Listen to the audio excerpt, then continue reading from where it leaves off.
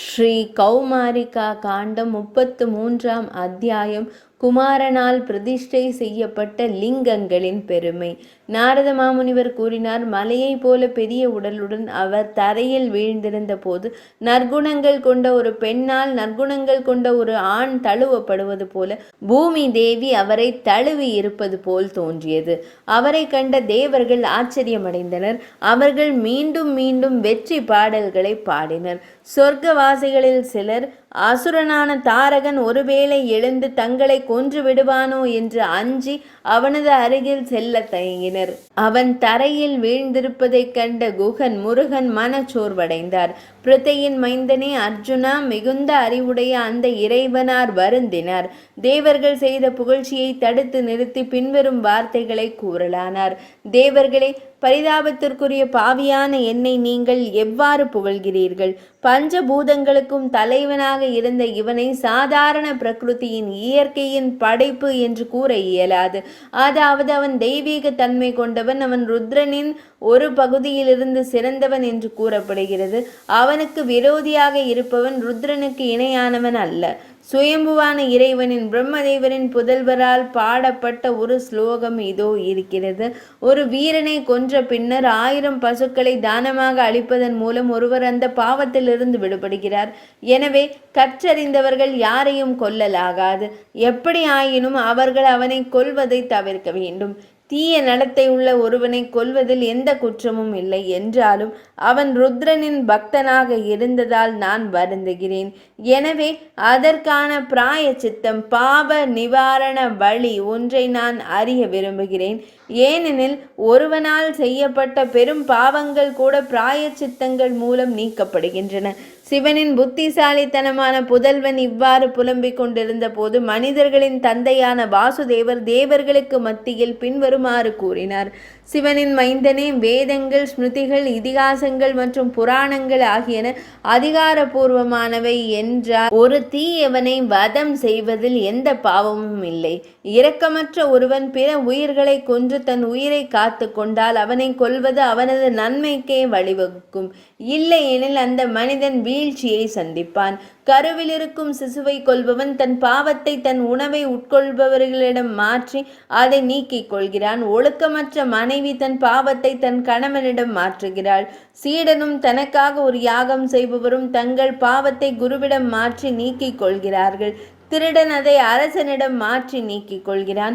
வல்லமை படைத்த ஒருவன் பாவம் செய்பவனை கொல்லாமலோ அல்லது அடக்காமலோ இருந்தால் அவன் அந்த மனிதனின் பாவங்களில் பாதியை தானும் ஏற்கிறான். பாதுகாப்பிற்காக இருப்பவர்களால் பாவம் செய்பவர்கள் கொல்லப்படாவிட்டால் குகனே, முருகனே, உதவியற்ற இந்த உலகம் யாருடைய அடைக்கலத்தை நாடும்? பிரபஞ்சத்தை தாங்கி நிலைநிறுத்தும் யாகங்களும் வேதங்களும் எவ்வாறு தொடர முடியும்? எனவே தாம் புண்ணியத்தையே அடைந்துள்ளாய். இதில் எந்த வகையிலும் பாவமில்லை. அல்லது இறைவனே, ருத்ரனின் பக்தர்களிடம் உனக்கு ஏதேனும் சிறப்பான அக்கறை இருந்தால் அவர்களை பொறுத்தவரை உள்ள சிறந்த மற்றும் உன்னதமான பிராயச்சித்தத்தை குறித்து நான் கூறுகிறேன். அந்த பிராயச்சித்தங்கள் மூலம் ஒருவன் தன் பிறப்பிலிருந்து சேர்ந்த பாவங்களிலிருந்து விடுபடுகிறான். அவன் கல்பத்தின் இறுதி வரை ருத்ரனின் உலகில் மகிழ்ச்சியுடன் இருக்கிறான். ஒருவன் பாவம் செய்த பின்னர் வருந்தினால் ஸ்கந்தனே, ருத்ரனை திருப்திப்படுத்துவதை தவிர அவனுக்கு வேறு எந்த பிராயச்சித்தமும் இல்லை. பிரம்மதேவராலும் விவரிக்க முடியாத பெருமைகளையும் வேதங்களாலும் மிகுந்த அச்சத்துடன் பேசப்படுபவருமான அந்த ருத்ரனை விட சிறந்தவர் வேறு யார் இருக்க முடியும்? ஹாலஹலம் எனும் கொடிய விஷத்தை தன் கழுத்தில் தடுத்து நிறுத்திய ஸ்ரீகண்டனை விட சிறந்தவர் யார் இருக்க முடியும்? திடீரென அந்த பிரம்மாண்டமான அண்ட முட்டை முழுவதையும் அழித்துவிட துணிந்தாரே, அவரை விட சிறந்த தேவர் யார் இருக்க முடியும்? மாறன், மன்மதன் எனும் காமதேவனை அழித்த அந்த இறைவனாரை விட சிறந்தவர் யார்?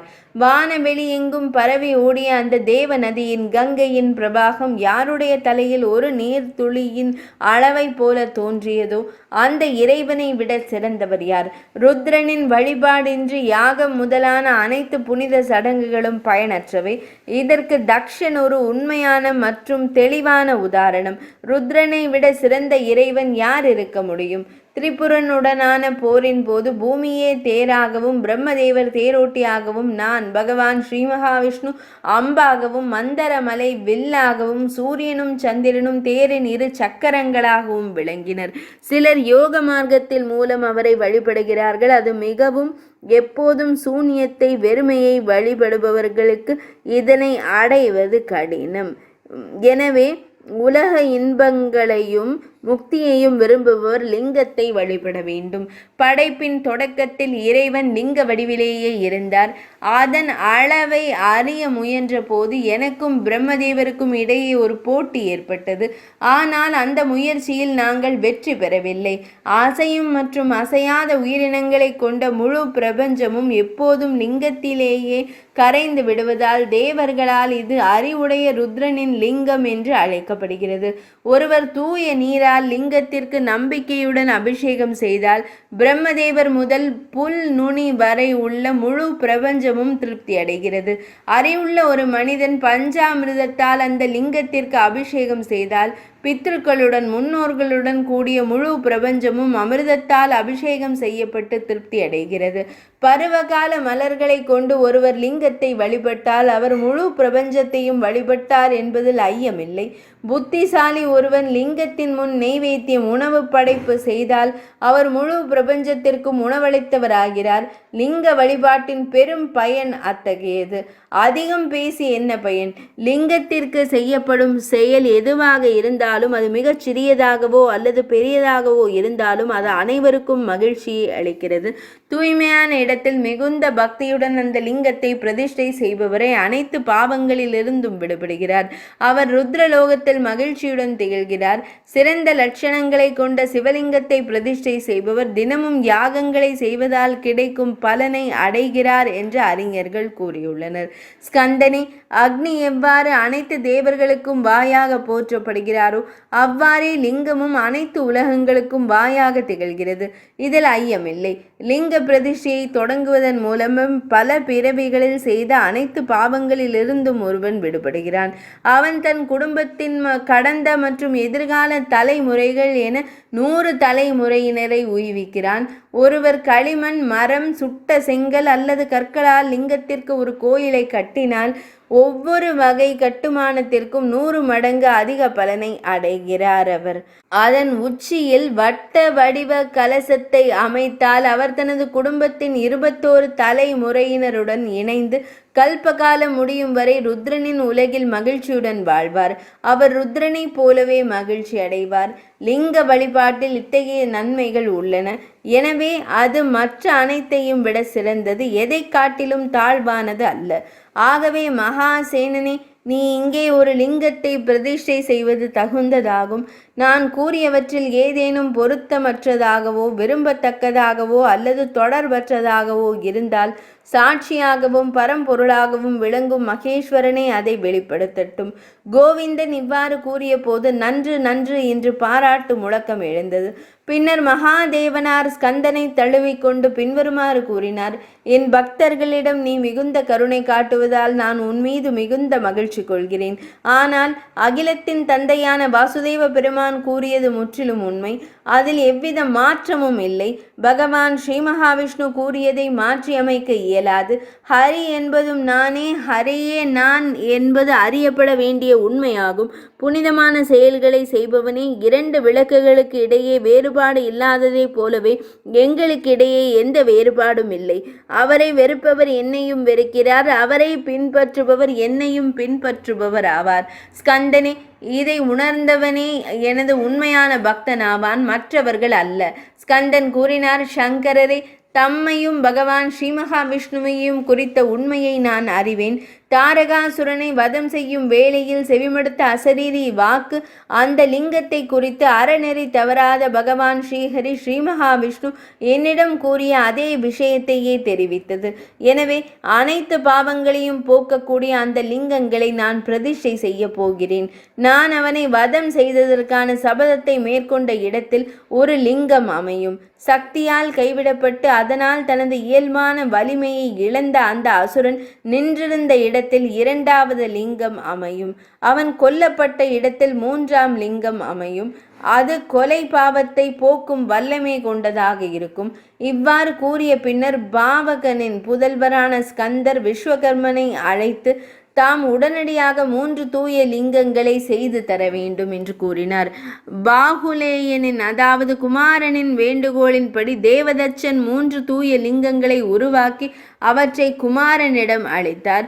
பின்னர் பகவான் ஸ்ரீ மகாவிஷ்ணு, சங்கரனார், பிரம்மதேவர் மற்றும் பிறருடன் இணைந்து அவர் முதலில் மேற்கு திசையில் மிக சிறப்பான பிரதிக்னேஸ்வரர் என்ற லிங்கத்தை மிக அருகில் பிரதிஷ்டை செய்தார். சைத்திர மாதத்தின் தேய்பிறை அஷ்டமி நாளில் ஒரு பக்தர் புனித நீராடல், விரதம், வழிபாடு மற்றும் இரவு விழிப்புடன் இருத்தல் ஆகிய அனைத்து சடங்குகளையும் செய்ய வேண்டும். அவ்வாறு செய்வதன் மூலம் அவர் பாருஷ்யம் அதாவது வன்முறை, கொடுமை போன்றவை எனும் பாவத்திலிருந்து விடுபடுவார். ஸ்கந்தனின் மகிழ்ச்சிக்காக மகேஸ்வரரே இதை அங்கு அருளினார். பின்னர் சக்தி தாரகனிடமிருந்து வெளிப்பட்ட அந்த ஏரியின் தென்கிழக்கு திசையில் அவர் 2வது லிங்கத்தை பிரதிஷ்டை செய்தார். பாவங்களை போக்கும் அந்த சிறப்பான லிங்கம் கபாலேஸ்வரர் என்று அழைக்கப்பட்டது. அவர் அந்த சக்தியை போற்றி துதித்து அங்கேயே பிரதிஷ்டை செய்தார். கபாலேஸ்வரருக்கு மிக அருகில் வடக்கு திசையில் கபாலிகேஸ்வரி எனும் தேவியை அவர் பிரதிஷ்டை செய்தார். இதனை சக்தி சித்திரம் என்று அழைப்பார்கள். பாதாள கங்கை, பாதாள உலகின் கங்கை நதி மிகவும் மங்களகரமானது மற்றும் அது அனைத்து பாவங்களையும் போக்கக்கூடியது. தனது புனித நிலையை இது நிலைநிறுத்தக்கூடியது. அங்கே சிறந்த கருணை, மிகுந்த கருணையும் இரக்கமும் கொண்ட ஸ்கந்தன் தாரகனுக்கு அபிஷேகம் செய்தார். பின்னர் அனைத்து தேவர்களும் அவருடன் வந்தனர். அவர் வஜ்ராங்கனின் மகனும் கஷ்யப முனிவரின் பேரனுமான ருத்ரனின் உன்னத ஆன்மா கொண்ட பக்தனுக்கு இந்த நீர் அபிஷேகமும் நல்லெண்ணெயும் என்றென்றும் நன்மை பயக்கட்டும் என்று கூறி அபிஷேகம் செய்தார். அப்போது ஸ்கந்தன் அதை கேட்டுக்கொண்டிருக்கும் பொழுதே மகிழ்ச்சி அடைந்த மகேஸ்வரனார் கூறினார், ஒருவன் சித்திரை மாதத்தில் கிருஷ்ணபக்ஷத்தில் 14ஆம் புனித நாளில் புனித நீராடி விரதமிருந்து கபாலேஸ்வரரையும் தேவியையும் வழிபட்டால் அவன் ஒளி மிகுதியினால் தேஜோவதம் எனும் பாவத்திலிருந்து விடுபடுகிறான். இதே சந்திர நாளில் யோகம் அதாவது நட்சத்திரங்களின் சேர்க்கை சுபமாக அமையும் போது அந்த திங்கட்கிழமையாகவும் கரணம் வானியல் காலம் தைத்திலையாகவும் 4வது கரணமாக இருந்தால் 6 சுப காரியங்கள் ஒன்று சேரும். பக்தன் பகலிலும் இரவிலும் புனித நீராடி ருத்ர மந்திரத்தை உச்சரித்தால் அவன் தனது பௌதிக உடலுடன் ருத்ரனின் உலகத்திற்கு செல்வான். கபாலேசருக்கு மிக அருகில் உள்ள இடம் சக்தி சித்திரம் என்று போற்றப்படுகிறது. பூமி முழுவதிலும் இதற்கு நிகரான புனித தலம் வேறெதுவும் இல்லை. ருத்ரனின் இந்த வார்த்தைகளை செவிமடுத்த ஸ்கந்தன் மிகவும் மகிழ்ச்சி அடைந்தார். தேவர்கள் அனைவரும் மகிழ்ந்து நன்று நன்று என்று வியந்து கூறினர். 33ஆம் அத்தியாயம் இனிதே நிறைவடைந்தது.